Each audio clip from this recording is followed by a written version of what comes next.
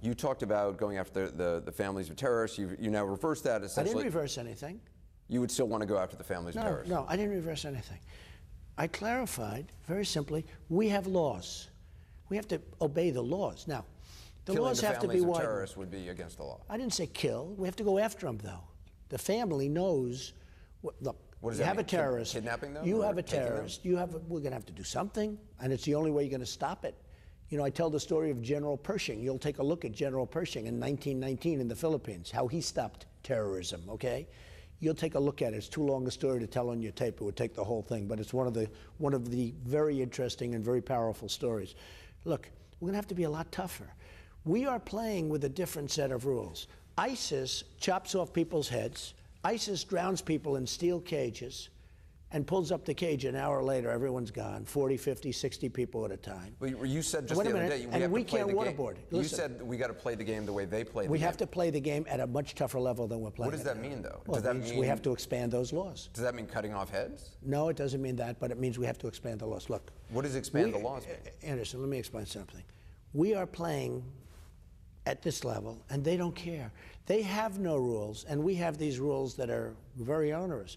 I mean, our military's brought in because But there's you're the too tough. Geneva Conventions on Yes, War. yeah, There's I know ways, that, there's rules but in you a know battlefield. what? It's funny. It's very interesting what happens with the Geneva Convention.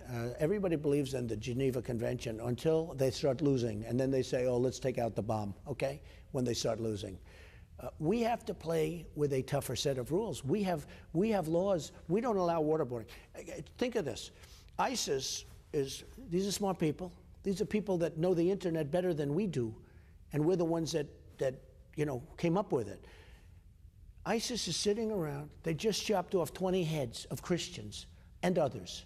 They just drowned 40 people. And they're sitting around watching us arguing about waterboarding. When you say increase the laws, though, and do more than waterboarding, what is that specifically? We'll work on that with the generals. I'll work on it with the generals. I talked to General Michael Hayden. Yeah, sure. He says it's terrible that we talk that way. And you know what? That's why he's been fighting this war for many years, okay? He's a four-star general, former head of the CIA, former head of the NSA. He says your foreign policy ideas frighten him. Oh, yeah, I know. Well, he frightens me, because we've been fighting ISIS for many years, and this should have been over with quickly. So that's the problem. We have these people that they're frightened because I'm protecting the terrorists. But do you think the problem with fighting ISIS is that we're not using the same tactics that they are? We're not fighting it strongly enough. We have to end it, and we have to get back to rebuilding our country. Our infrastructure is falling apart. Our country is falling apart. Our bridges are falling down. You know, 60% of our bridges are in dangerous condition, and we're spending trillions and trillions of dollars in the Middle East.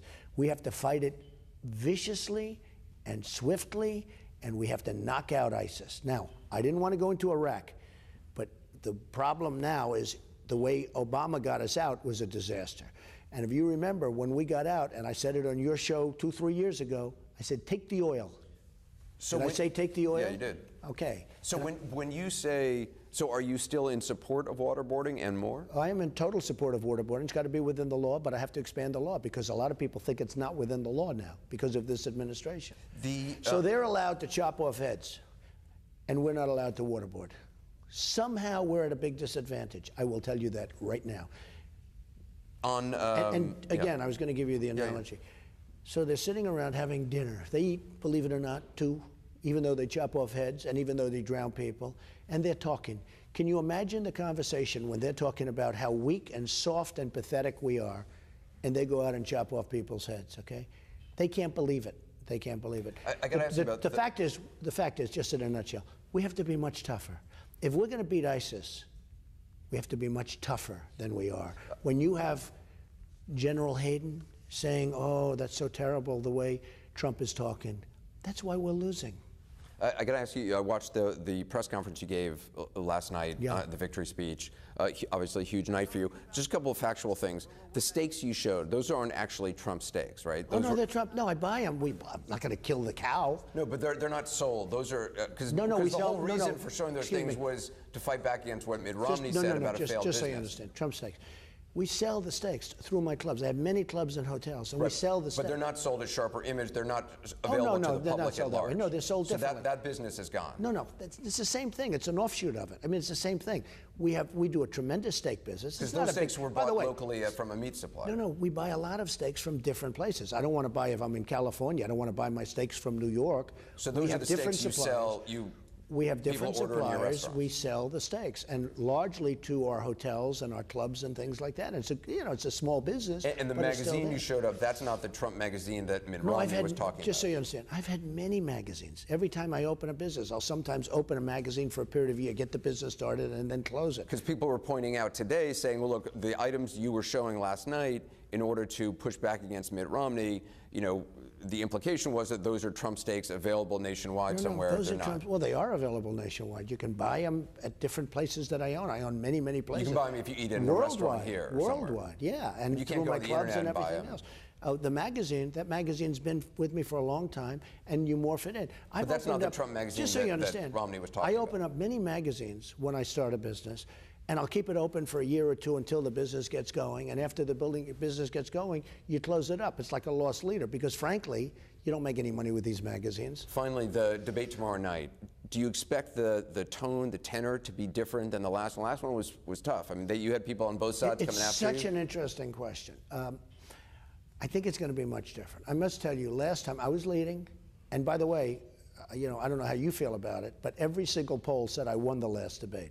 Every Drudge said it, Time Magazine said it. They do those online polls with hundreds of thousands of people calling in.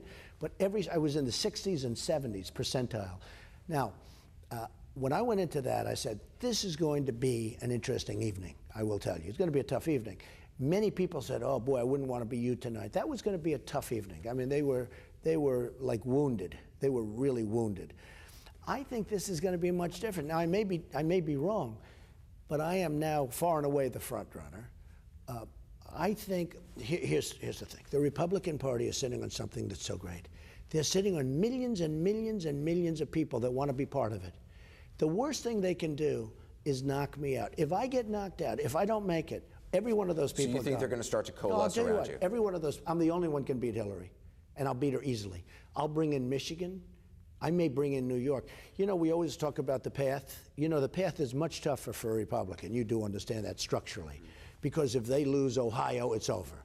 If they lose Pennsylvania, if they lose Florida, it's over. But I'll bring in states long beyond that. First of all, I'll win Florida. Will you debate Cruz if it's one-on-one? Yeah, it's fine. I mean, you would do a debate with Cruz. I don't think he's a good debater. I think he's frankly, the way I look at Ted, I think it's very phony. I think Ted is actually a bad talker, pretty good debater, bad talker, can't talk. I don't mind debating him at all. The problem is when I debate somebody, then people say I'm not a nice person. But they say you won the debate. So bottom line, tomorrow night you're expecting a different tone, but you'll be ready for anything. I think it's going to be softer, but I'll be ready. I mean, I think that Marco is going to be a different person. Marco's been, mortally wounded. Questions, will Marco even be there? I hope he makes the right decision. I'm not going to make the decision for him. But Marco's been, pretty badly wounded. It'll be interesting to see what happens. Kasich is interesting because he said he was going to win Michigan, and he lost. He said he was going to win it. I mean, he said to you, I think I watched him on your show. He never came out and said he would win, but he said he thought he would do very well. He said he would win Michigan. He didn't even come in second. Okay, so, I was of the impression if he didn't win Michigan, I'm not talking about Ohio, I'm talking about Michigan. If he didn't win Michigan, he would drop out. He came in third, okay? He didn't even come in second. So it'll be interesting to see what he says. And Ted is Ted. I mean, we've been playing the game now for a long time. These debates, to me, are getting very boring, if you want to know the truth. Mr. Trump, thank you. Have a good time. Appreciate it. Thank you.